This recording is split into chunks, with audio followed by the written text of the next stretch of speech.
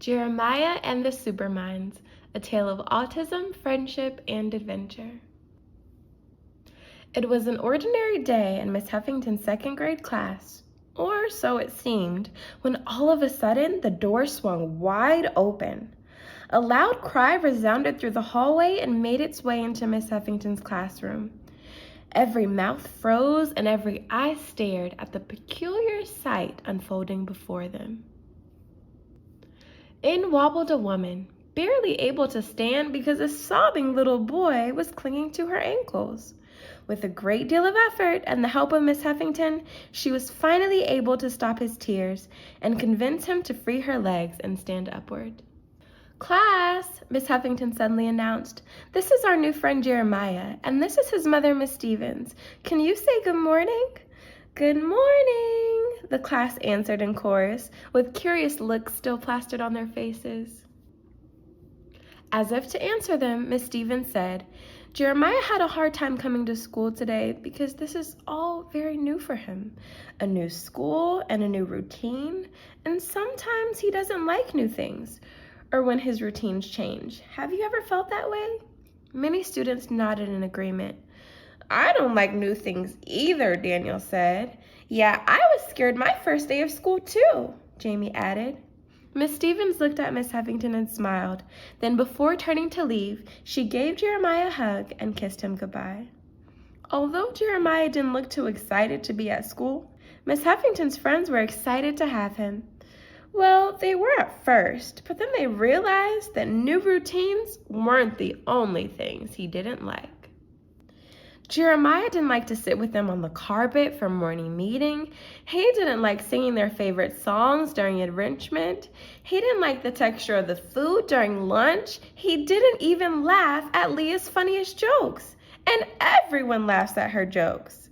In fact, all day leading up to recess, Jeremiah didn't talk to anyone at all. He barely even looked them in the eyes.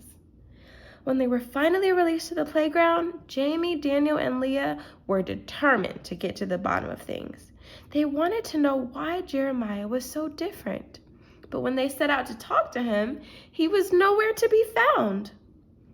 All of a sudden, in the midst of their search, Leah spotted him heading around the corner.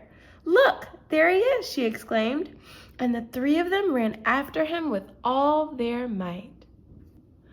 But when they reached the edge of the wall, their bodies quickly froze. What lay before them wasn't Jeremiah at all. It was some kind of portal, winding and swirling in midair. For a second, they each considered screaming and running away, but determined to reach Jeremiah, they swallowed their fears and made the decision to be brave. "We can do this," Jamie said, grabbing Daniel and Leah by the hand. So they counted to 3 and jumped through the portal with hearts full of courage. What awaited them on the other side was an island of magic and wonder. The sun in the sky was so bright it nearly blinded them.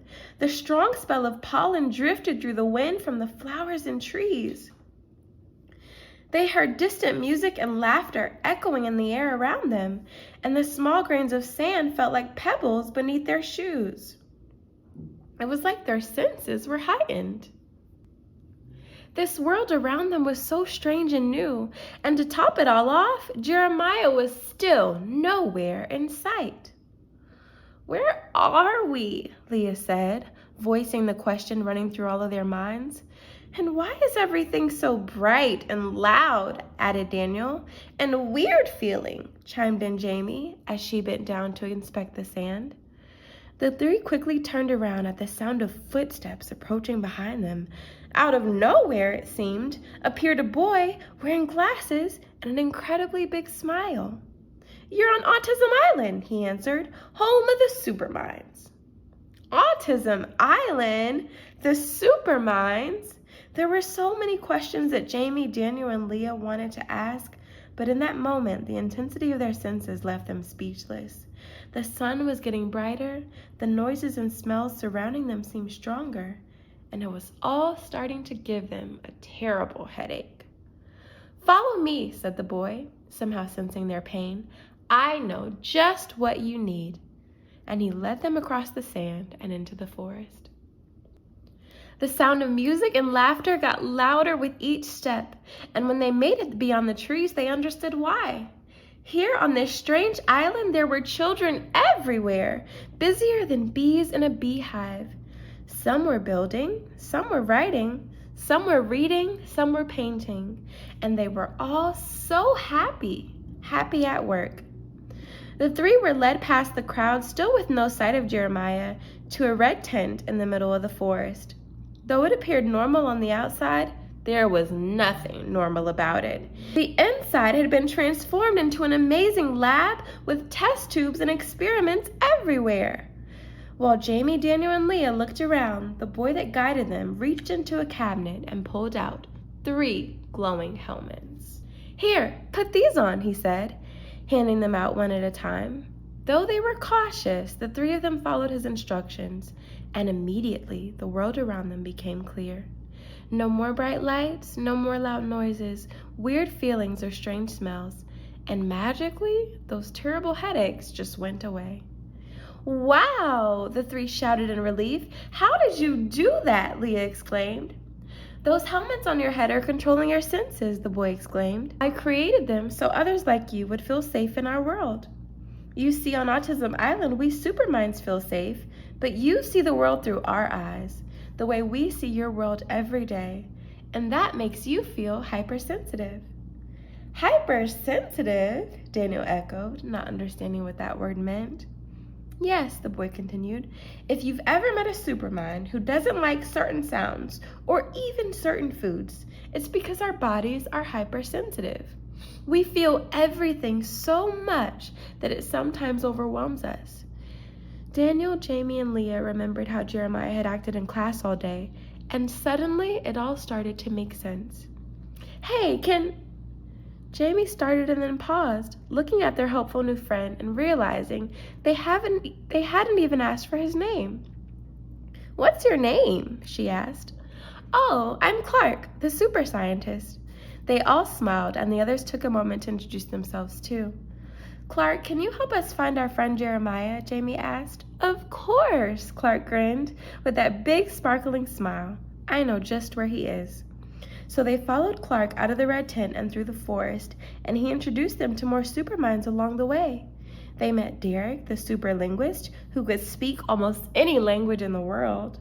Zion, the super musician, who could play 12 instruments and learn any song using only the photographic memory inside of her head.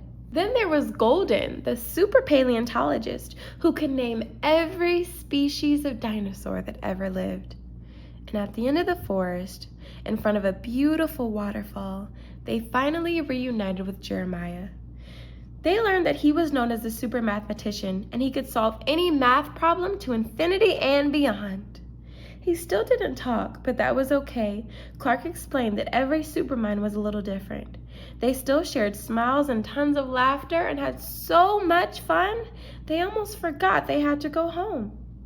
After a while, Daniel, Jamie, and Leah prepared to venture out, and this time Jeremiah was with them too.